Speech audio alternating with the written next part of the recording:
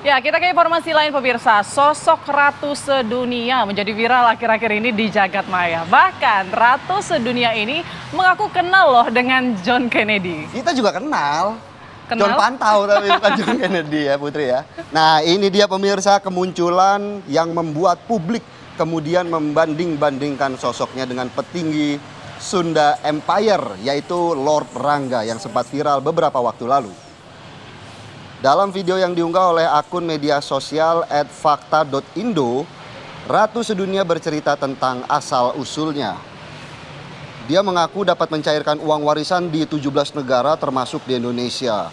Bahkan dia menyebutkan warisan dari John F. Kennedy berupa berlian seberat 57 kg. Sosok wanita ini viral karena memiliki ciri khas saat dirinya muncul di video. Bahkan videonya pun dibanjiri beragam tanggapan netizen di platform media sosial. Dan hingga kini belum diketahui pasti siapa sosok Ratu Sedunia ini sesungguhnya. Waduh, ini harusnya bisa nih membantu perekonomian negara kita ya. 17 negara ini kayaknya utang negara langsung lunas. Langsung lunas sejahtera nih rakyat kita nih. Ini Sejahtera. harus bertemu nih dengan pemerintah gitu ya. Oke, untuk mengetahui sebenarnya fenomena Ratu Sedunia Sejagat. ini bagaimana Ratu Sejagat. Karena kan kalau yang udah-udah Ratu Dangdut udah, Ratu Ekstasi udah. Ini muncul baru Ratu Sejagat, Ratu Sedunia. Kita akan terhubung dan akan berdialog dengan narasumber kami yaitu Devi Rahmawati selaku pengamat sosial. Selamat pagi Ibu Devi. Selamat pagi, Mas.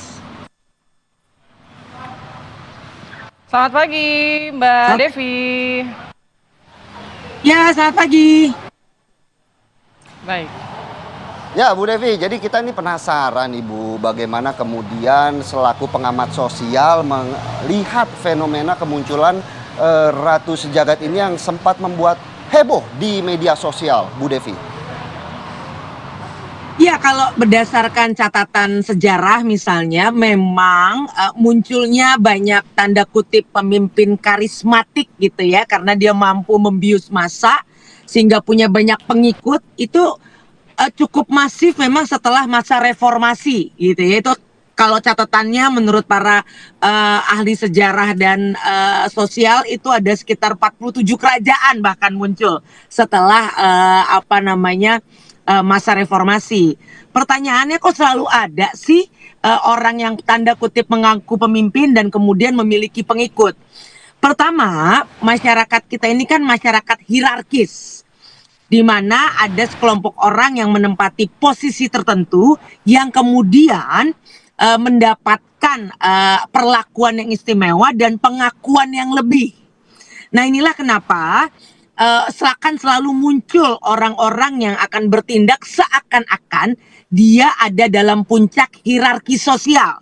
Karena memang dalam masyarakat hierarkis seperti masyarakat timur dalam hal ini Indonesia, orang akan selalu bermimpi, berharap untuk bisa ada dalam puncak hierarki sosial. Tapi dalam konteks barat misalnya jauh sekali penelitiannya lebih dari 60 tahun lalu menunjukkan bahwa hal-hal yang berbau-bau disebut dengan istilahnya pseudoscience atau kepercayaan yang tidak dapat dipertanggungjawabkan atau era sekarang nyebutnya hoax, itu memang muncul ketika ada banyak orang yang sedang mengalami persoalan hidup sehingga mereka tidak lagi mampu berpikir dengan jernih dan melihat janji-janji palsu dari pemimpin-pemimpin karismatik tanda kutip tadi menjadi semacam obat penawar dari persoalan hidup yang mereka alami.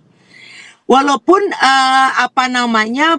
ada banyak orang yang mengatakan oh ini rata-rata pengikutnya adalah orang-orang tua misalnya atau dari kalangan menengah ke bawah misalnya. Faktanya ada banyak masyarakat kota dalam konteks catatan sejarah kita yang juga terpaku dan terpikat dengan janji-janji seperti ini. Sebut saja Kanjeng Dimas, belum lagi berbagai teori-teori konspirasi lain yang juga menyasar masyarakat kota.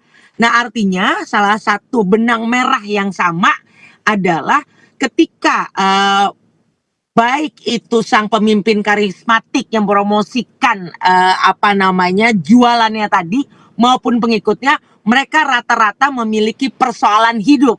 Nah, ini yang kemudian menjadi tantangan bagi kita semua, bahwa ketika ada teman, saudara yang mengalami persoalan hidup, maka mereka akan berpotensi untuk terjebak dalam bujuk rayu seperti ini.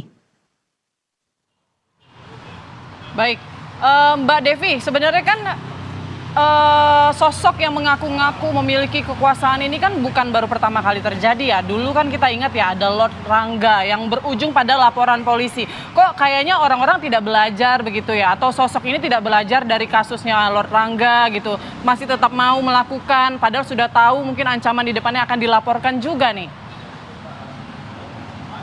Iya, Mbak, satu hal apalagi di era banjir informasi seperti di era digital sekarang, berita tentang bahwa ada seseorang yang dibekuk, ditangkap dan sebagainya itu akan segera tertutup. Dan bagi orang-orang yang kayak waktu itu ada namanya Agung Sejagat gitu kan, ternyata orang ini misalnya juga memang punya persoalan hidup, dia punya banyak hutang. Nah, dengan kemampuan psikologi massa yang dia miliki, komunikasi yang kuat yang dia mampu sebarkan, ini menjadi jalan keluar dia untuk bisa mendapatkan pendapatan untuk mengurangi atau menutupi hutang-hutangnya. Sedangkan dari para pengikutnya ini merasa bahwa jalan pintas untuk juga bisa menyelesaikan persoalan ini bisa mereka gantungkan kepada para pemimpin yang tadi bisa menghipnotis lewat kata-kata mereka.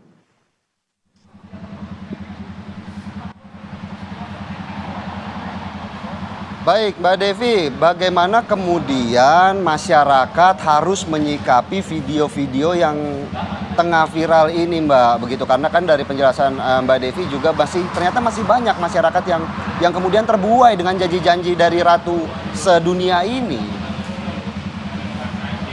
Ya, memang tadi catatannya lagi-lagi bukan hanya, mohon maaf, kita mungkin akan selalu mengklaim bahwa ini karena masyarakat kita kurang baca gitu ya, atau karena 6 dari 10 orang Indonesia misalnya maksimal lulusan SMP gitu.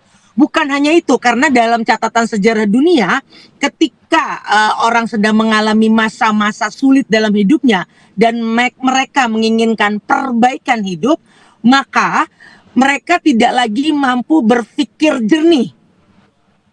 Kecenderungan manusia adalah selalu mencari jalan cepat untuk mengatasi persoalannya.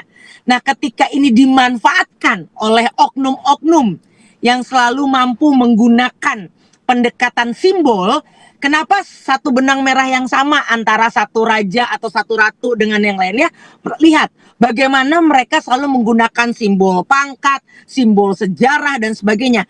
Karena memang secara sosial masyarakat kita sangat terikat dengan tadi faktor hierarki tadi, bahwa ketika orang yang punya kuasa, orang yang posisinya paling tinggi di masyarakat itu dianggap sebagai tempat yang paling mungkin untuk bergantung untuk menyelesaikan persoalan yang kita hadapi.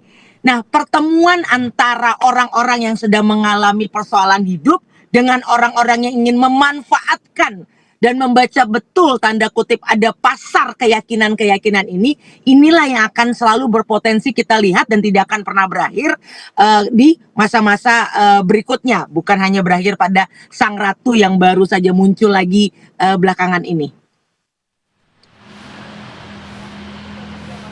Baik, Mbak Devi. Baik, terima kasih banyak informasinya Mbak Devi Rahmawati, pengamat sosial sudah bergabung bersama kami di Apa Kabar Indonesia Pagi.